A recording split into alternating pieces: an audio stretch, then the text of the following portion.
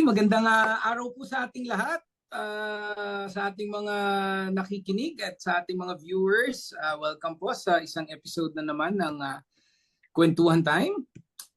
At syempre kasama natin si Lalay. Lalay, kamusta ka? Magandang hapon. Okay naman, buhay pa. Hindi naman lumalangoy sa baha.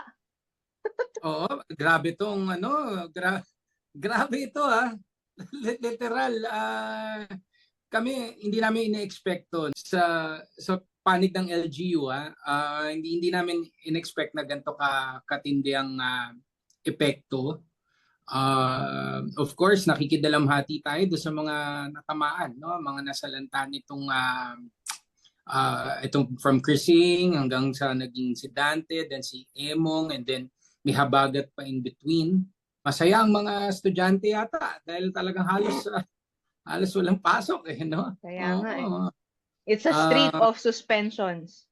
Correct. Actually, dahil nga dito sa nangyaring ito, marami ring naantala na activities towards the end of the month, no? Actually, yung linggo, yung last week was marami sana nakahilera. Lalo na July is Nutrition Month, no? Mm-hmm. So maganda na yung momentum namin, sunod-sunod na yung mga activities, no? But then yun nga, it had to be cut first, no, dahil nga naistorbo nitong sungit ng panahon, no. Pero sa at least, no, San Antonio, thank you. We were spared, although syempre mga kababayan natin sa Pasig din, no, of course may iba nating kababayan sa ating bansa. Kita naman natin sa balita. Grabe, excited siya. Ako ngayon ako yung mga dating hindi binabaha. Yeah. Binabaha ngayon eh. Diyan ba sa inyo, kung nasaan lupalop ka man, Lalay? Hindi, masyadong mataas to. Siguro pag binaha na ako dito, lubog na kayo lahat. Pati kami, no?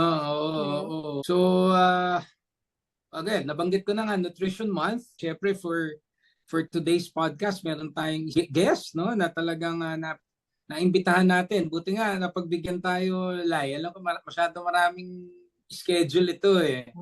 Busy. Again, para sa ating mga listeners and viewers, no, it is with pride and honor, no, na ipakilala ko sa inyo ang aming guest for today's podcast, our barangay nutritionist, no, at dahil din sa kanya naging very energetic din, no, ang approach natin. And very proactive ang ating approach sa ating mga nutrition program sa Barangay San Antonio. So again, without further ado, our barangay nutritionist from San Antonio, Mr. CJ Vasquez. Hello po everyone. Hello po sa ating mga viewers po. Kung saan man po kayo, sana maging ligtas po kayo ngayon dahil po sunod-sunod yung ating bagyo at alam naman po natin this July po at sa mga susunod na panahon ay rainy season po talaga sa ating bansa, sa bansang Pilipinas. And Happy Nutrition Month din po sa inyong lahat dahil po ngayong July, sineselebrate po natin ang ating Nutrition Month with the team, food at nutrition security maging priority sa patapagkain, karapatan natin. So, good afternoon po sa inyong lahat ulit. Yan, welcome to Kwentuhan Time. Welcome to Kwentuhan Time, CJ. And thank you for being our guest today. Sabi nga namin ni Lalay, no, talagang fit na fit, ano, ang present ni CJ ngayong araw na ito. Actually, kanina, di ba, pagkaka-introduce mo sa kanya, you're very proud. Sobrang proud to the point na na-encounter ko yung isang article sa GMA na si CJ pala, yung mismong resource person. No? So, yung article na yon is all about 6 small habits, no, that you can incorporate in your daily routine, no, when it comes to nutrition. So, CJ, baka naman pwede ka magbigay ng tips sa ating mga viewers at listeners. Actually nga, nagulat nga po ako na na-discover niyo po yung article ko po na yun. No? Yung article po na yun. Yes po. Hopefully po sa mga viewers po natin, kung nakita niyo man po yun, sana na-view niyo rin po yung article na yun. Kasi malaking bagay po yung 6 tips na yun pagdating po sa ating pag-improve ng ating good nutrition practices. So to give you an overview din, yung 6 practices na yun, unang-una po is, first, follow the Pinggang Pinoy Guide. In doing good nutrition practices and having a good nutrition practice in your daily life, magandang sundan po natin yung Pinggang Pinoy. So kung naka-attend na po kayo sa mga lectures natin sa Barangay San Antonio, makikita nyo at lagi namin pine-present po yung video regarding sa Pinggang Pinoy. So parang plate model po siya. Kung search nyo sa Google, makikita nyo kung paano kumain yung isang Filipino. Meron siyang balance siya. Meron siyang variety and in moderation. Kasi makikita mo doon yung elementary nutrition natin. So, kung natatandaan nyo dati, kapag nutrition month, nagsusuot tayo ng mga sitaw, ng mga kanin, di ba? Madalas makikita natin yun. Siguro pag mag-request tayo sa mga mother natin para manalo tayo sa best in costume. Mami, gusto ko po na parang magmukha akong tinapay, di ba? So, yun yung ano natin. Unang-una, Go Foods po. Yan di ba? May parade. Opo, yung parade, no? Madalas yung mga bata na nakakasuot pa ng ng parang tinapay, sila pa yung mga nagiging best in costume.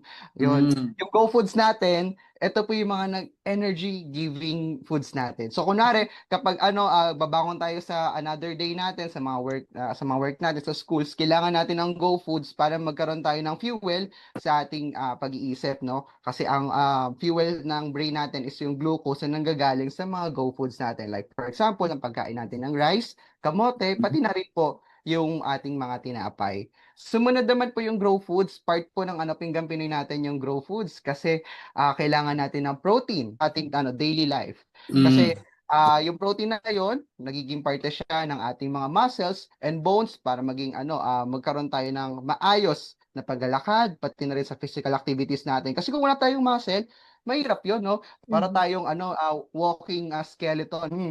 Pagka yung skeleton naglakad, parang para siyang robot na ewan, 'di ba? Nakita niyo din sa mga cartoons para siyang malamya, para siyang laging nahuhulog. Kaya kailangan ng muscle para magkaroon ng structure yung katawan. And aside from that, maka-move ng maayos as parang may mekanismo yung katawan natin. Lastly, part po ng Pinggang Pinoy natin, yung Glow Foods, no? Nahati siya sa dalawang food group. Meron tayong prutas at gulay. Simple lang na sinasabi natin na damihan nyo ang prutas at gulay, pero mahirap siyang sundin. At maraming Pilipino pa rin ang naghihirapang sundin yung pagkain ng prutas at gulay. At this Nutrition Month, pinaprioritize natin na sana kumain na mas maraming prutas at gulay ang mga Pinoy. Kasi mas madali silang patubuin sa ating backyard. Kumpara sa pagpapatubo or pagpapalaki ng mga kahayupan or ng ating mga or ng ating mga palay, no? Kasi kung yung gulay, kaya nating itanim yan and ilang days lang ang pwede makakuha ng kangkong, talbos ng kamote, or alugbati. Kung yung nakafocus na tayo sa pagkain ng protina, mahirap siyang palakihin sa ating backyard. Lalo na tayo po ay urban, no? Tayo ay nasa ciudad. Baka pagalitan pa kayo ng kapitbahay nyo kung kayo ay nagpapalaki ng Nakabawal pakuyan. sa San Antonio ang piggery, tsaka Baka makasuhan pa kayo na bawal po yan ha. So yun po yung una nating recommendation for our dun sa naging article ko po. Sumunod naman pong naging recommendation ko dun is yung use smaller plate and start with high fiber foods. So, meron po kasi tayong tinatawag na parang illusion or parang Dolboff illusion na kung saan kapag mas malaki yung plato, mas na-perceive ng isip natin na dapat kong punuin yung plato na yun. Kailangan kong i-maximize yung sarili ko doon sa plato na yun. Kung mas maliit yung plato natin, mas less yung kinakain natin kasi na uutakan natin yung sarili nating utak. Kapag kaya nga mas okay nga kung ayun nga si Miss Lalay po Ayan mangkok lang to, sa bowl. Mas maganda po 'yan kasi nga na-perceive ng utak natin ayun lang kakainin ko, yung nasa bowl lang. Pero kung kukunin natin yung mangkok, kung nakikita niyo po yung mga mangkok sa mga ramen house, no, sobrang laki no. Parang pinupuno talaga at kailangan mo maubos yun kasi minsan nakakahiya sa iba sa mga mga peers natin na kapag magtira.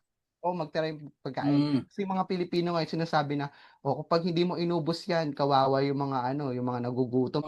Paano CJ yung kaing karpintero? Wala. Mali yun no? Opo ka. Siguro kailangan lang natin ayusin yung practice natin ng pagkain natin. Yung sa mga karpintero natin, sa mga construction worker natin, alam naman natin na yung work nila napakabigat, no? Kailangan Yeah, talaga nila na mas maraming pagkain sa kain. Oo, kailangan nila po na mas maraming energy. Pero kung tayo naman po ay normal Filipino, office worker, at tayo laging nakaupo sa opisina, kailangan natin i-manage yung portion sizes natin pagdating sa pagkain. At Mm, huwag naman natin masyadong i-take for granted na, sige, kain construction worker ako ngayon kasi ang dami kong ginawang mga office duty. Dami kong sinerox. O, sinerox lang pala eh. hindi mo naman masusunog. At saka yung pagsunog kasi CJ no, yung pagsunog ang Tama ano po. natin no. So madaling sabi, kung hindi ka construction worker, huwag ka magkaing construction worker. Tama po. Opo, Tama. tama po yan, Kap. Okay. Tapos Kahit na sumunod minsan pala CJ, 'di ba? Iba hindi deserve ko to, deserve. 'Di naman, ba? Mga ganun eh. nakaka-deserve, naging deserve din yung weight, no? Ayun. Tama, Wag tama. naman po nating wag mo nating i-take for granted yung natin, yung mga deserved moments natin. Mhm. So may mga times talaga na we can reward ourselves, pero hindi sa lahat ng pagkakataon puro lang tayo reward. Reward. Kailangan hintayin natin ma-burn natin yung mga fats natin bago tayo mag-reward pa sa ating sarili. Kasi yung reward system talaga natin, lagi tayo nakafocus sa high calorie foods. Hindi naman tayo nakafocus sa, sige, ang reward ko sa sarili ko, kakain ako ng kangkong. May Salad or salad, ano? kakain ng salad. So wala namang ganong reward. Ang reward talaga natin sa sarili natin is yung pleasures na paligid natin. Like for example, yung sangyup, pag-inom ng milk, Yan. Nako, iba yan pang na. mga high calorie foods. So CJ, madaling sabi, hindi naman masama ang white rice. Actually, wala namang masamang pagkain kung in moderation siya. Yeah. Kapag lagi nating nasasabi or lagi rin natin nakikinig as advice na kapag sumobra ang isang bagay, masama siya. At ganoon din po sa pagkain. Lahat ng pagkain kailangan. Pero lahat ng pagkain sobra, kahit prutas man yan o gulay man yan, kapag sumobra yan, pwede makasama sa isang tao. So, wala namang bagay na okay yan lahat sa akin as long kahit unlimited siya, walang mabuting bagay sa atin na sobra-sobra. Okay. Kailangan in moderation lahat. Kahit white rice, pwedeng po yan sa atin. Alright. Hindi po yan pinagbabawal. Basta in moderation talaga. Yes, in moderation. Diba, Okay po. kanina na-mention mo yung dapat yung proportionate yung kinakain mo at least dun sa usual activities mo. Kunyari, construction worker, fine, kain construction worker. So ordinarily, hindi naman construction worker lahat, 'di ba? Let's say for example, movement. No, when you incorporate movement in your daily routine, nakakatulong din ba 'yun sa metabolism mo? Actually po, kung titingnan natin yung science behind doon sa pagpapapayat, maliit lang na bagay ang physical activity. Siguro around nasa 15% lang siya ng yung body heat or parang napoproduce na burn sa ating katawan.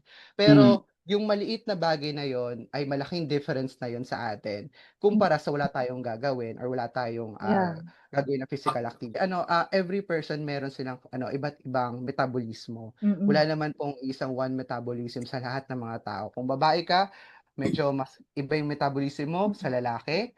Kung mas matanda ka, iba yung metabolismo mo sa mas bata. So, kailangan meron tayong kailangan natin maintindihan din kung ano ba gumagalaw yung ating katawan at ano ba yung mga needs natin based sa ating edad, based sa ating physical activity, based din dun sa ating sexuality rin. So, may mga difference. Got it. Sige. Okay. Sumunod po, yung start with high fiber foods. Kasi kung ang goal po natin is yung mabusog ka agad at hindi tayo makakain ng sobrang daming pagkain, start with high fiber foods. Kasi alam niyo po ba yung fiber, kunwari po, yung nanggagaling sa mga pagkain natin ng kangkong, pagkain po ng gulay, pagka pumasok siya sa katawan, nag-gel siya. So parang nag-occupy siya ng space doon sa stomach natin na kung saan parang feeling mo busog ka na kaagad. Kaya nare-recommend namin na hangga't maaari, start nyo muna yung pagkain nyo ng high fiber foods para hindi ka kumain na mas maraming protein, mas maraming mga carbohydrates, at para mas less din yung makain mong pagkain. CJ, Yes po. sa restaurants kasi 'di ba, nauuna yun sinaserve ang salad. Ano ba yun? Tactic ba? Pag may ganun mga setup, pwede mo na i-take advantage yun, no? Nauna na yung gulay eh. Yes Diba? po, opo. Lamanan mo na sa sarili mo nun, no? Nabanggit niyo na rin po Kap, yung regarding sa restaurant. Actually, 'pag, pumunta ka sa isang fine dining restaurant, ang pinaka-inuuna talaga is bread po. Yung Yes. complimentary Mm-mm. bread. Ah, Gusto ko lang bigyan ko kayo ng ano, ng some idea regarding po sa kung bakit bread yung inuuna. Alam niyo oh, po kapag kumakain ka ng paonti-onting carbohydrates sa restaurant or any setup kahit sa bahay, mas na-activate yung parang gusto mong kumain pa. Lalo. Kaya ang ano, kaya oh, sila bibigyan ng complimentary bread sa simula kasi ine-enhance nila yung parang gustuhin mo yung, pang kumain, gustuhin mo pang Yeah. umorder. yung palette Tapos mo. yes po, ini-improve nila yung palate mo, yung satiety mo na gustuhin mo pang kumain. Kaya mas lalo ka nag-o-order kapag inuuna nila yung bread do'n sa Mm-mm. kanilang, menu. Sumunod naman po, kapag, sinundan na nila ng ng salad, 'yan medyo mabubusog ka ng onti. Pero yung portion ng salad nila hindi gano'n kadami. Yung plate nila ng salad parang ilang pirasong lettuce lang, siguro 3 pirasong lettuce tapos Oh, yung onting tomatoes lang tapos lalagyan lang ng onting ng balsamic dressing. vinegar, like olive Yeah. oil, yun Yeah. na, salad na yun. Tapos parang wala wala siyang effect 'no, so kakain ka pa Mm-mm. ulit ng panibagong strategy nila yun para hindi ka kaagad din mabusog. So parang para maghanap ka pa ulit ng another food para mas lalo ka mapa-order. May But yun, science pala. sa May restaurant, science pala yun, ha? Oo. Tapos syempre ilalabas na yung appetizer. Kaya tinawag yes. na appetizer, no, Yeah. Mm. CJ? Kaya po yung appetizer maliit din para mas lalo ka Yeah. ring ma-entice na mag-order at mag-order pa sa kanila. Bakalain mo, no? Bakalain At mo least yung pala. ngayon, hindi na nila tayo mangutakan. O, unahin na natin yung Lalo, fiber. lagi ko tatandaan si Oo. CJ tuwing papasok ako ngayon ng restaurant. Next po is avoid placing condiments on the table. Mahilig po kasi yung mga Pilipino na Mm. maglagay po ng patis sa lamesa Patis. nila. Oh, Maglagay po ng suka, toyo, ayan. Kapag easy to reach kasi yung mga ganyang mga condiments natin, sige taktak lang tayo ng taktak. Pero hindi natin alam, nag-a-add ng salt sa ating diet. At yung salt na yon, pwede yan mag-cause ng hypertension, sakit sa bato, na kung saan ay ito yung iniiwasan natin yung mga sakit at ito rin yung mga sakit na nakapagpapataas ng risk sa atin ng pagkamatay. Kaya hangga't maaari, kung tayo man ay kakain, kahit sa loob ng bahay, iwasan natin na ilapit sa atin yung mga condiments. Kahit yung ketchup po. Kahit sabihin nilang sa ay matamis naman yung ketchup na yan, yung banana ketchup. Check niyo yung label. Pero CJ, Kahit kasi paano ka kakain ng sinigang ng walang, ng walang patis, di ba? Na may dinuro Talaga na ba? sili, Nilalagyan ba ng patis di yun? ba? O sarap kasi kaya po yung nun. nilaga, di ba? Mm. Actually ako, honestly, no, hindi naman sa nagiging KJ ako, pero Mm-mm. tapos na rin ako doon sa phase ko ng condiments, no. I think lahat naman dumaan, no. Tapos I think alam mo rin naman CJ, generally Yes po. parang almost vegetarian na ako eh. 'Di ba? I know Mm. naririnig mo rin naman sa ating mga staff, halos hindi na rin ako, very minimal ang aking meat intake. Pero Mm. yan, sa general, sa karaniwang Pilipino, 'di ba? Yung ganyang mga condiments, 'di ba? Toyo, 'di ba? Suka, kamusta ang suka? Actually, okay lang naman po yung suka. Kasi yung suka, alone, no? Yung wala tayong, yung, kasi may mga suka po kasi ngayon na spice vinegar. Merong mga Mm. nakalagay na iba't ibang mga ingredients para Mm-mm. mas masarap. Lalo na yung mga pinakurat, yan. Kasi yung galing sa Visayas na ina-adapt na rin ng mga companies na Oo. nagpo-produce ng condiments ngayon. So may Mm-mm. mga na yan, mga additional sodium para mas lalo maging mas masarap na Pero Ah, yung suka lang talaga na stand alone, like for example, yung mga cane vinegar natin, okay lang po Mm. yan gamitin. balsamic, okay Yes 'yun. po, okay lang din po yan. Wala naman pong additional yan. Yung paraan lang, tsaka yung kung ano yung ginamit na source para mag-ferment yung isang pagkain para maging vinegar siya. Yun po Yes. yung Mm. mm. Ah, Siguro Kap, yung sa tanong mo kanina po, yung in general public, kung kaya or kung afford naman ng mga ng mga residents natin or ng mga viewers po natin, may mga healthy alternative pagdating sa mga condiments. May mga less Mhm. sodium po na mga soy sauce ngayon, no? So, i-check niyo po yung label, may mga nakalagay less sodium na soy sauce, pwede po natin gamitin po 'yon. Kung sa sa patis, may mga alternative din po tayo sa patis.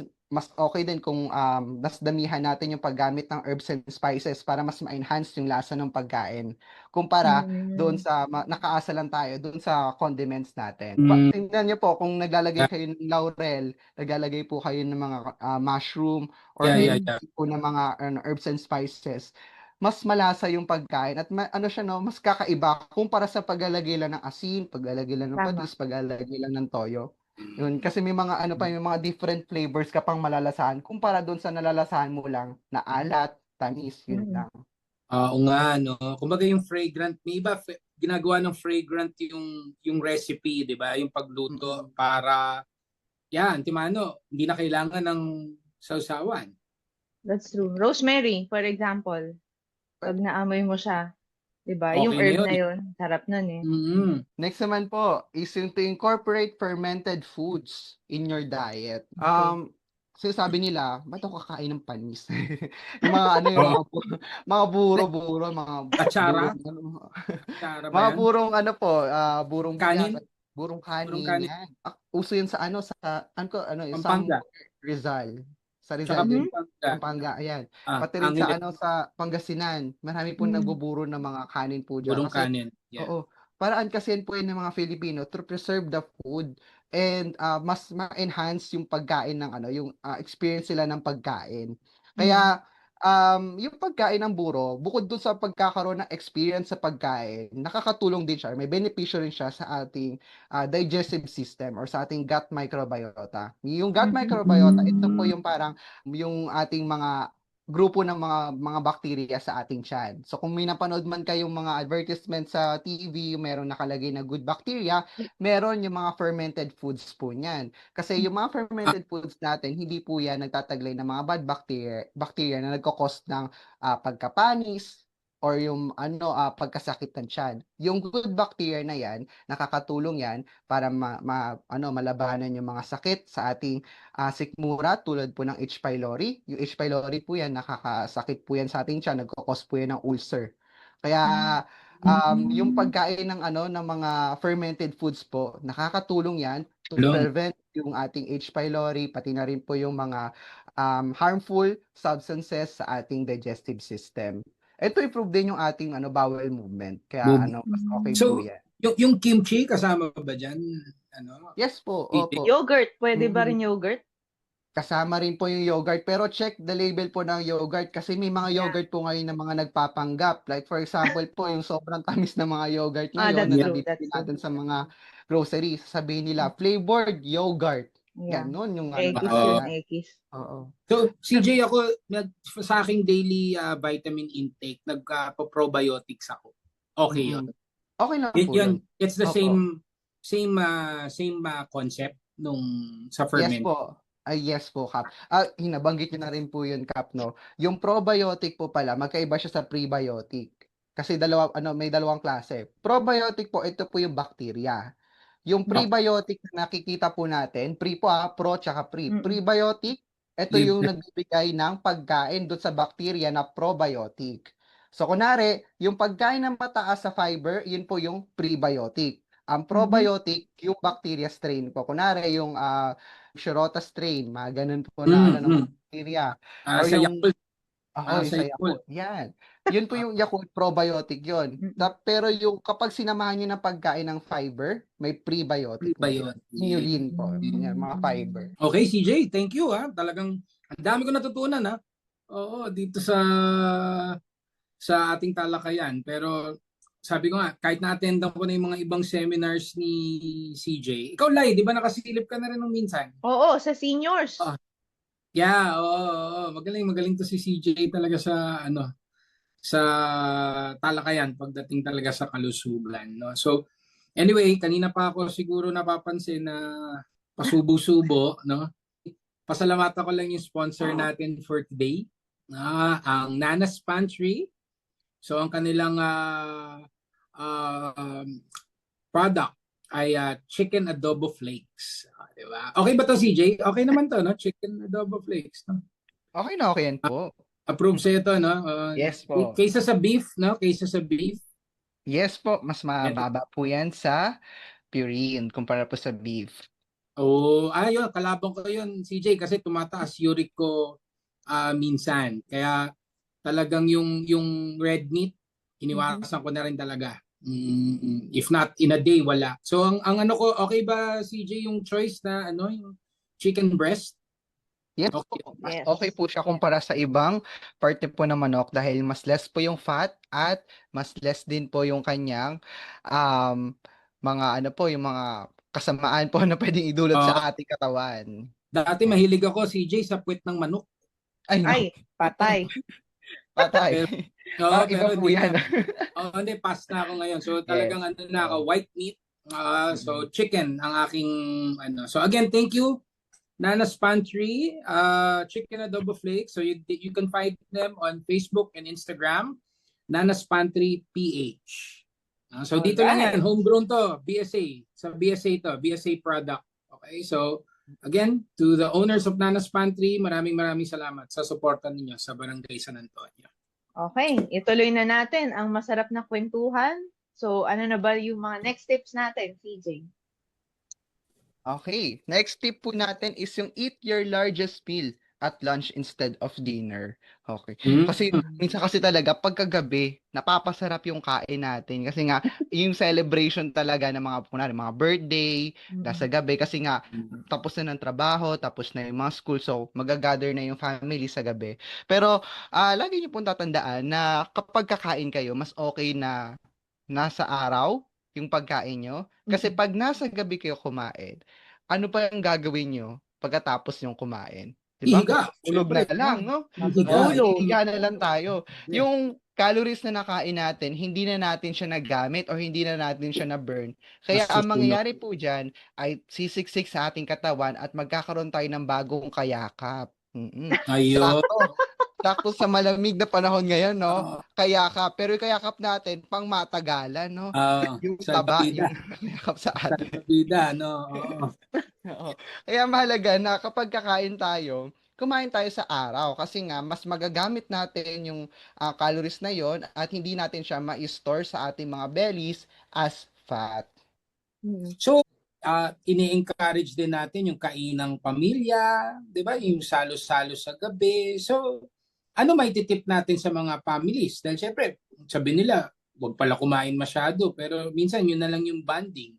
Di ba? Mhm. Paano yun? Babalikan natin yung first tip natin kanina, yung pagsunod sa pinggang Pinoy natin. Kasi Mm. hindi naman talaga natin maiwasan yung pagkain ng sobra talaga pagkagabi or kapag may mga okasyon. Pero in a normal day, lalo na kapag gabi, pwede nating sundin yung pinggang Pinoy para makakain tayo na mas enjoyable at mas balanse, may variety, and in moderation yung ating kinakain. At hindi tayo dapat kumakain ng sobra-sobra kapag gabi. I think yung ano, no, yung mindfulness lang yung dapat na makuha ng mga tao ngayon, no, when it comes Mm. to food intake. So, CJ, for example, ako, kasi twice a day lang ako kumakain.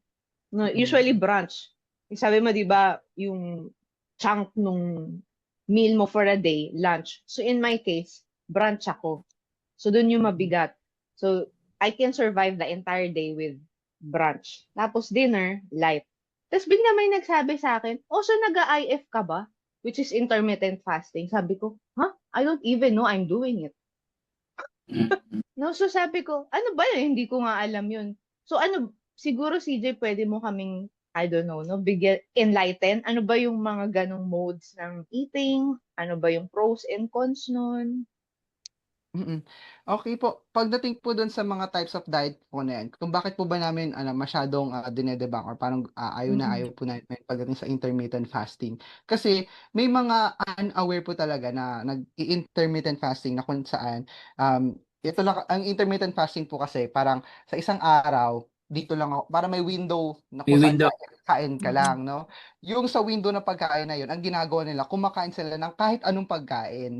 Wala silang awareness kung ano yung kinakain nila. Mm-mm. Kunwari kakain sila ng ano, maraming ano, kunwari nagsasangyup or parang, puro high protein, high Mm. fat, high calorie na pagkain, wala ring No, silbi. Yung No yung rice daw, fasting no mo. rice. Oo. Mm. Yung sinasabi nilang, na-burn ko naman yun kapag nagpa-fasting ako eh. Pero kung tutuusin, hindi naman siya talaga Yeah. mababurn dahil sobrang dami mong kinain na high calorie na kung saan exceed ka na doon sa required mo in a day na dapat mo na calories. Yung ano na yon, yung exceeding na calories na yon, mag-store lang yun as fat. So magkakaroon ka lang ng kayakap ngayong tagamit. Yun lang yung mangyayari doon sa intermittent fasting. Wala. Tsaka, sorry I mean, no offense naman sa mga nag-IF. Medyo nagiging rigid kasi. Pero tama Mm-mm. yung term mo eh. Yung awareness kung ano yung kinakain mo. Yun yung mas importante. Mm. Hindi lang Yeah. kasi siya doon sa timing ng pagkain. Yung quality rin ng kinakain natin. Yes. Kasi kung poor yung quality ng pagkain natin, wala rin silbi yung ginagawa natin pag-fasting or yung benefits ng fasting, di rin natin siya nakukuha. Yeah. Tama naman yun. Eating smart lang talaga. Eating clean. Mm-mm. End of the day. Yeah. Mm-mm.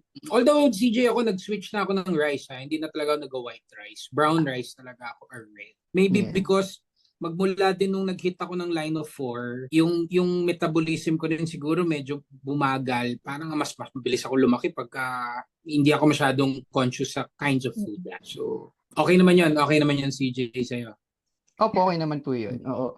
Yun yung sinasabi ko kanina na parang kada isang tao meron niyang uniqueness pagdating sa kanilang metabolism. Wala naman pong iisang tao na pare-parehas lahat ang kanilang mga metabolism. Yung iba mababagal, iba mabibilis yung metabolism kaya mas mabilis silang pumayat. Yung iba pag mabagal, mas mabilis silang tumaba kapag wala silang ginawang action pagdating sa kanilang health. Kaya mahalaga maging mindful din pagdating sa pagkain natin, improve natin yung quality pati quantity ng pagkain natin. Yeah. Oh, tama. Okay. Sige. Dito na tayo sa last tip natin Last. pagdating sa Wow. ating Bilis, Bilis, sa ating healthy eating, no? Time your last meal before your bed, no? Kanina pinag-usapan natin na mas malaki dapat yung kinakain natin during kapag may mga may araw or ating lunch or breakfast, no? Ngayon naman pag-usapan naman natin yung tungkol dun sa kailan ba dapat tayo kakain pagkagabi? Kasi madalas pagkakain natin, diretso tulog kaagad tayo. Dapat kapag kumain tayo sa gabi, dapat may break tayo or para meron tayong pause ng 2 to 3 hours bago tayo matulog. So ano ba yung dahilan? Asa natin na mag-acid reflux tayo. Kasi kapag gabi or kapag nakatulog na tayo, relax yung muscle natin at may tendency na bumalik yung kinain natin.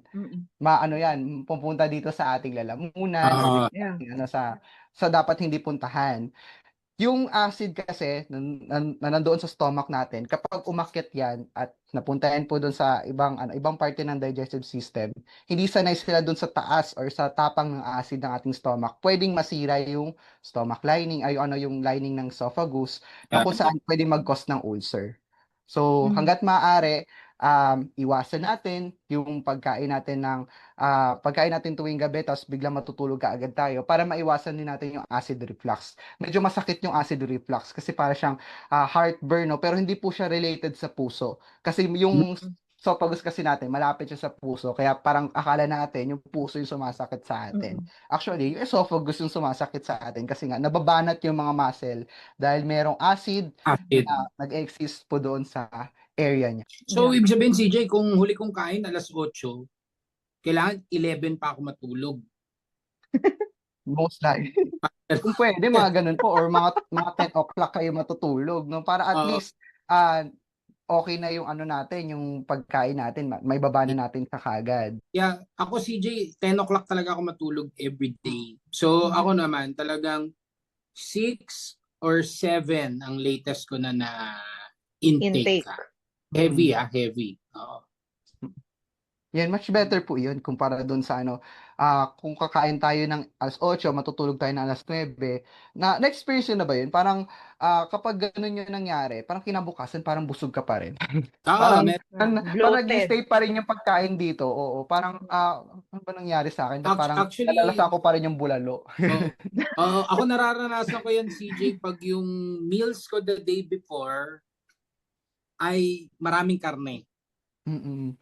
Parang feeling ko siya the following day, parang hindi siya digested. Siguro, nako-compare ko lang dahil nga majority of my days is mostly fruits and vegetables, grains, beans, no? Yun ang aking regular diet eh. Then syempre, every once in a while, especially pag may ganap tayo sa barangay, CJ, di ba? At may handaan naman minsan. Opo. Ayoko rin Madalas. mag-KJ. So syempre, makikikurot rin ako ng ating karne. Pero pag may karne na nga, parang ramdam ko nga, maybe siguro nasanay na yung system ko na yung nga, high in fiber, Yeah. less in purines, 'di ba? So Mhm. minsan ka makakain ng merong purine siguro, parang hindi rin kaagad nasusunog. Nabanggit niyo na rin kanina 'no, parang feeling niyo parang hindi natutunaw kaagad yung protein or parang yung ano, yung karne. Actually, true po yun. Based po sa ating mga evidence, sa science po. Mas matagal talagang ma-digest yung protein kumpara doon sa mga carbohydrate source natin ng mga pagkain. Kasi yung protein, yung ano niya, yung fiber niya, yung parang yung muscle fiber, nahihirapan pa siya dahil may mga kailangan pa siya na enzyme bago ma-digest yung mismong protein. Kaya kapag kumain ka ng sobrang daming protein ngayong gabi, kinabukasan buo pa yan. Hindi pa siya durog sa ating katawan. Yeah, yeah. Kanina, CJ, na-mention mo, di ba, yung acid reflux. Pag marami ka rin kinain, grabe rin yung produce ng acid ng tiyan mo. Yes. Mm. Yes. Yes po. So, Yes. before kasi, na-diagnose ako na merong ganun, na yung reflux. Tapos, pinagbawalan ako ng doktor ng kape. Eh, hindi ko kaya ng walang kape. So, yung ginawa ko, binawasan ko lang yung food intake ko. And alam mo, na-regulate yung tiyan ko. Wala na akong reflux after nun. So, sabi ko, hindi ko talaga mako-compromise yung kape. Yeah, ako naman CJ dati may acid reflux din ako because of coffee and cigarettes. Eh since nag-stop akong mag-smoke na ng cigarettes, and then yung coffee ko naman I switched to decaf.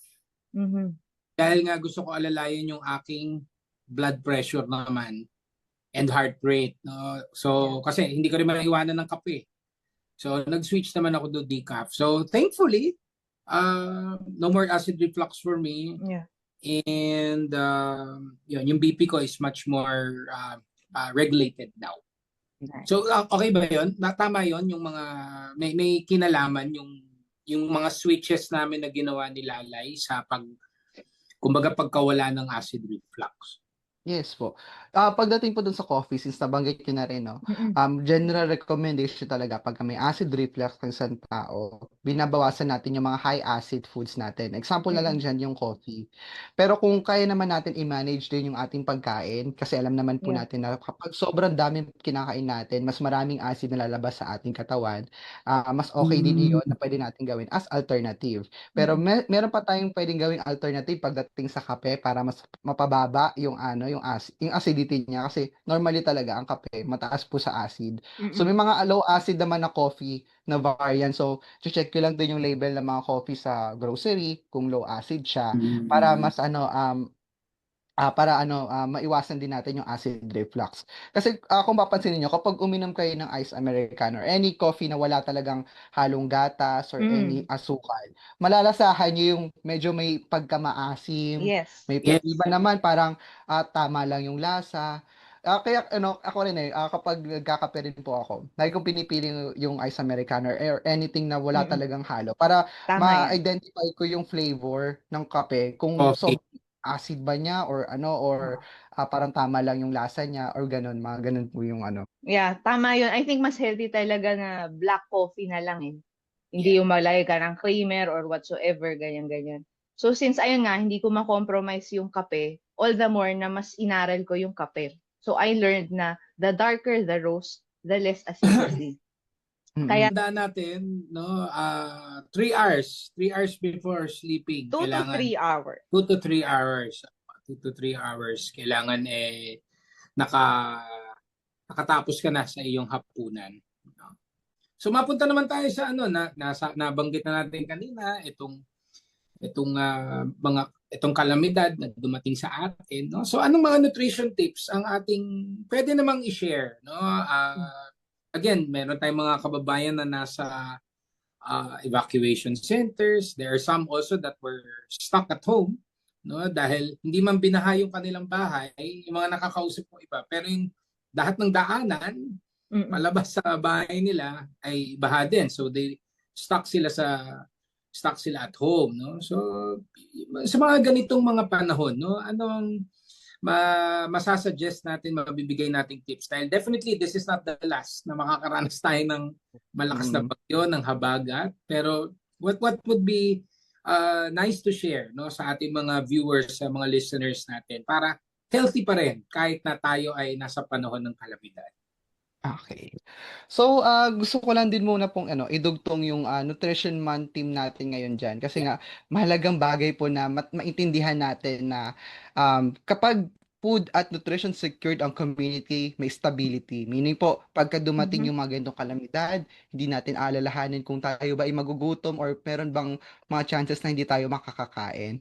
So, pagka may stability, may resiliency, na paghandaan ng community, alam ng community kung paano ang gagawin kapag kung sakali may mga ganitong sakuna pagdating sa kanilang mga kakainin at hindi nila hahanapin kaagad yung yung mga mga kataas-taasan para bigyan kaagad sila ng mga pagkain. Pero Ayun.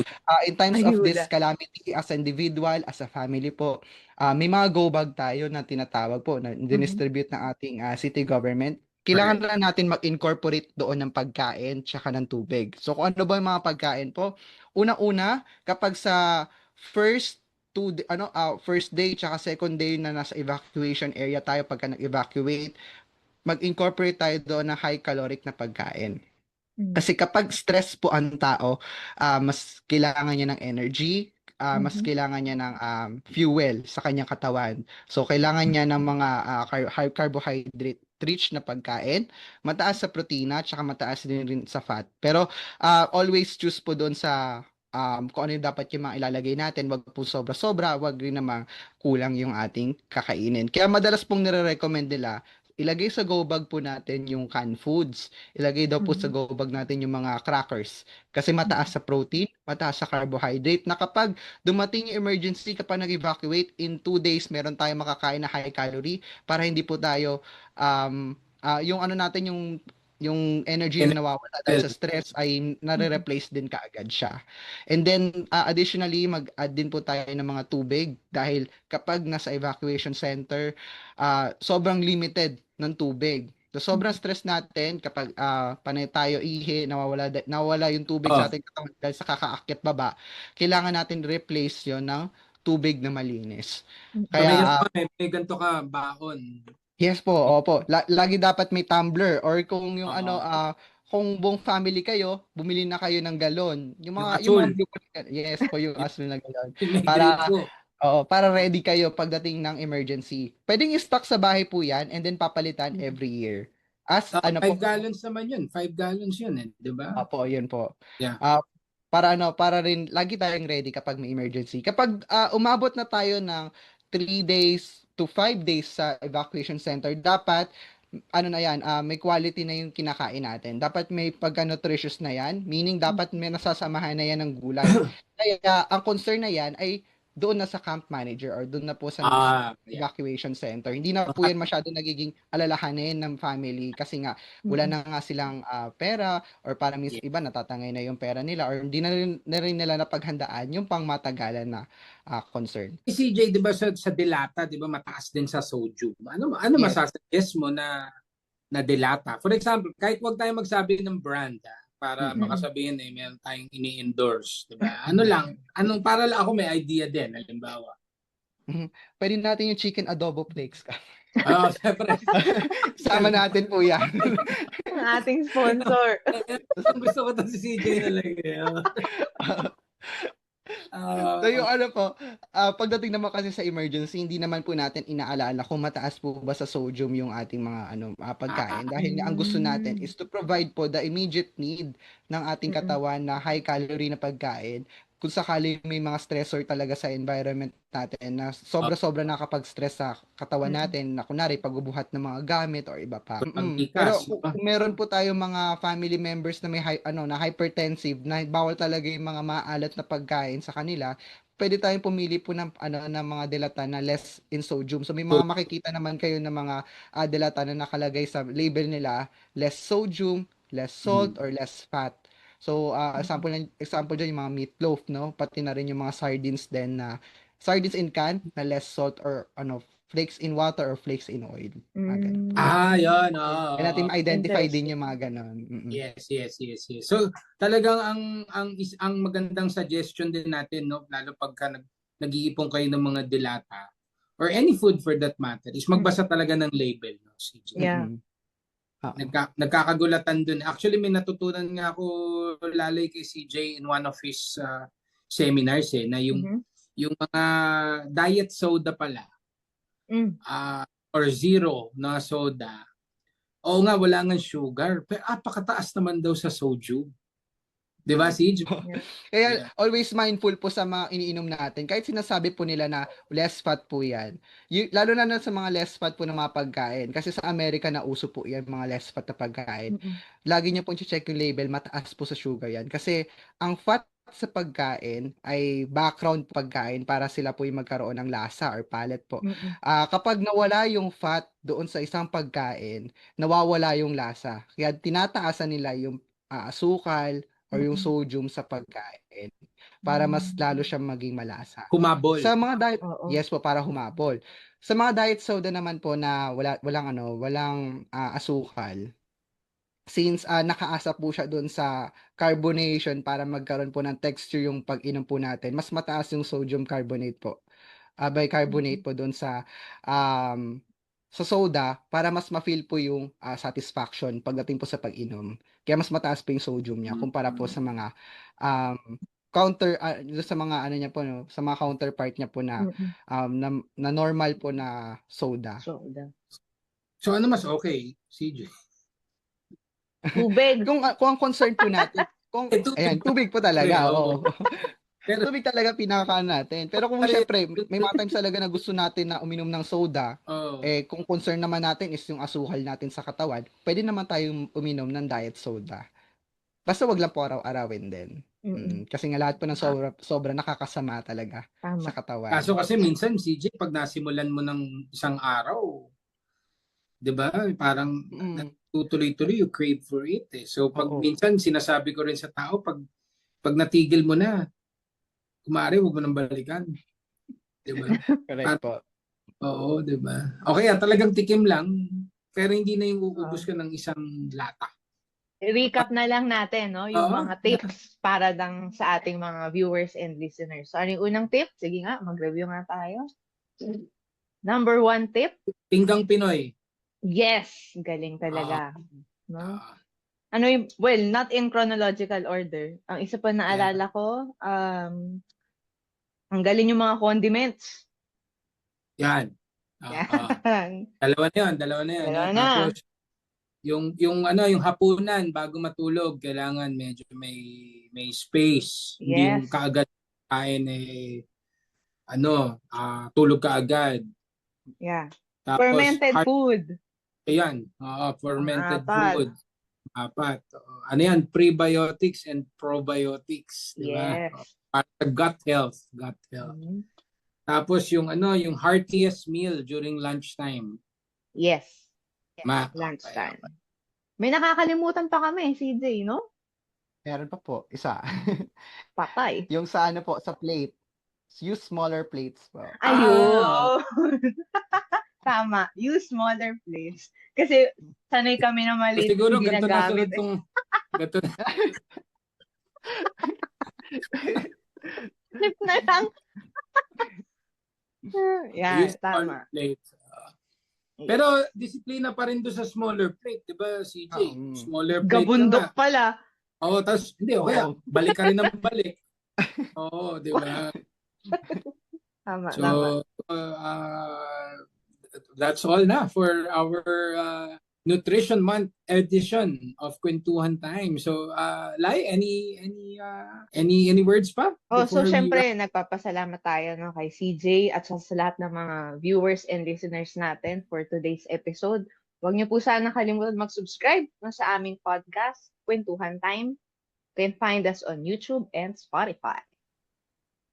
Yes, so ako rin, CJ, sa harap ng lahat na nakikinig, nagpapasalamat ako sa iyo. Alam nyo, si CJ, isa sa mga may akda ito, kaya kami kinilala nung last MELP, sa nutrition recognition awards, no, para sa mga barangays ng lungsod ng Pasig. And we wouldn't have garnered that recognition without your help, no? So, and your dedication also to our barangay. So again, from the bottom of my heart, thank you very much, CJ, and do look forward, no, sa ating mga nutrition programs pa, no, kung paano pa natin palulusugin ang ating barangay. So there you have it, everyone. Again, ako'y nagpapasalamat sa ating mga viewers and listeners, no? Of course, ating guest, maraming salamat, Lalay. Thank you very much. It has been another enjoyable and very informative episode of Kwentuhan Time. So sa ating mga listeners and viewers, see you again next month, no, for another episode of Kwentuhan Time. Ingat po tayo lahat. Thank you. Thank you po. Thank you.